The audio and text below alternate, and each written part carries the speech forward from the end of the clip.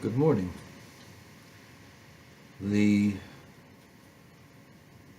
eyes of the world, the eyes of the United States, are focused upon a caravan meandering northwards to the southern border of this country.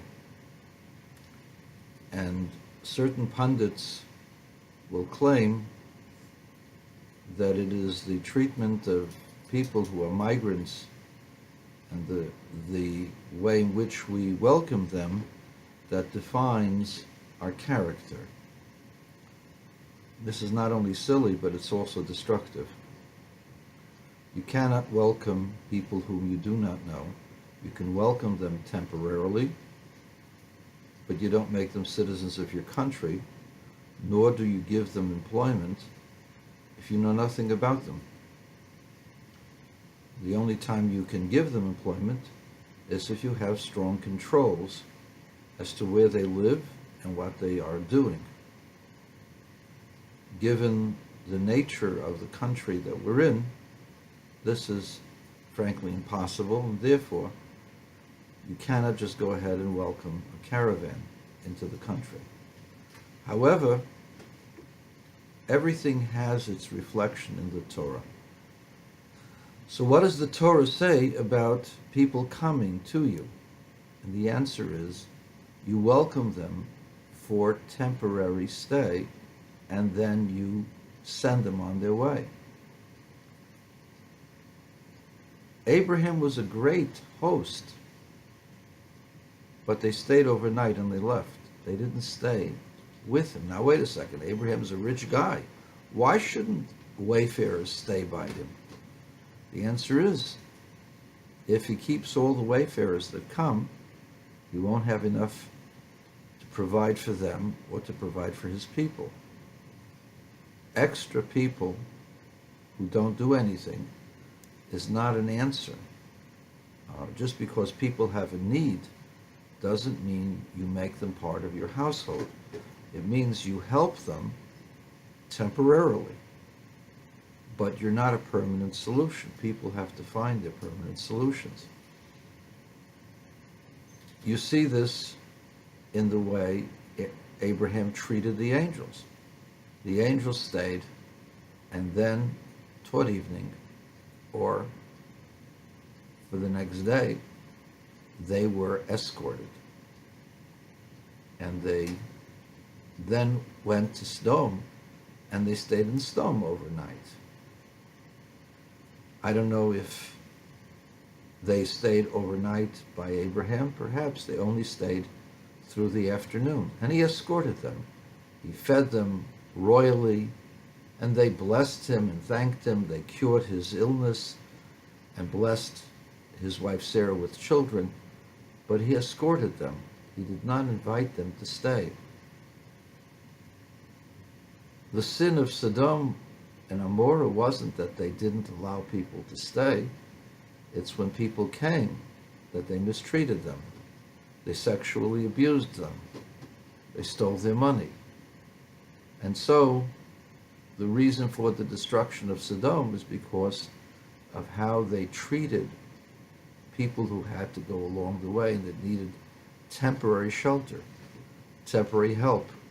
They were totally unkind, and they become the paradigm for cruelty. But that's not the same thing as making them your citizens. In order for a Gentile to enter Eretz Yisrael and to become accepted, the community had to accept him. First and foremost, as a ger toshav, he had to have what to do, and he could not violate the standards of the community. He had to accept the laws of the community. In other words, you have to show your readiness to accept the laws and the constitution of the country that you're in. If you don't accept their laws and you don't practice that way, then you've got no business staying here. And so in order to ensure that people will adhere to the principles of the society, you can't just have an open border. You have to have controls. which is precisely what all countries in the world do. And this caravan is being paid for by someone or some people who want to go ahead and want to give a black eye to the present government. That's the whole purpose of this caravan. Make no mistake about it, somebody has to fund it. Somebody has to pay off the Mexican police that they shouldn't arrest them because they're entering Mexican territory against Mexican law. They're not tourists. They don't have visas for Mexico. So somebody is paying off the Mexican government, and somebody's paying off the police, and someone is providing for all that food that's given. Don't think that the Mexican community has so much resources that wherever they go, 7,000 people are fed and are given water and have bathroom facilities.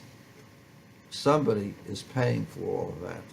Somebody is paying for the people who take them from point A to point B.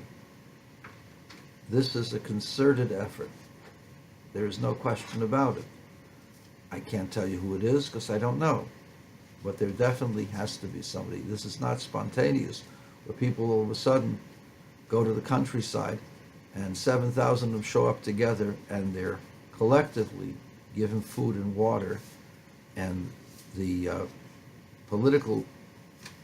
politicians and the police all of a sudden look the other way. This does not happen by itself. Therefore, no question as to the source of this. Just which particular pocket, which particular individual is paying for it, I don't know. But there's no question as to the source of the funding. And the purpose is to destabilize the country. And this is something that is found in the Torah. When people enter another country, they have to be accepted by the powers of the country. And people can't violate the property rights of people in the country, can't violate or take away the resources of the country. They accused Abraham of stealing resources, stealing water. They did so with Isaac. And as a result of that, the people of the Philistines sent them away. The Torah doesn't argue against the fact that they wanted to protect their resources, just that they were falsely accusing Abraham and Isaac of doing so. But you see the principle. The resources have got to be respected, and the society's got to be respected. You have to have gainful employment for yourself. You can't just come in and look to take somebody else's job. And therefore, yes, we have to be accommodating. Yes, we have to be allow for guests to come and provide for them, but only temporarily. We do not have to become a permanent haven, just as Abraham's place was not a permanent haven. It was just a passageway. People want to come and leave, that's fine, but these people are not coming to leave. And in such circumstances, they have to be met, and their histories have to be reviewed, and they have to be seen if they can actually contribute to the community or if they're under great duress. This requires time and requires people. And that's why the process takes what it takes.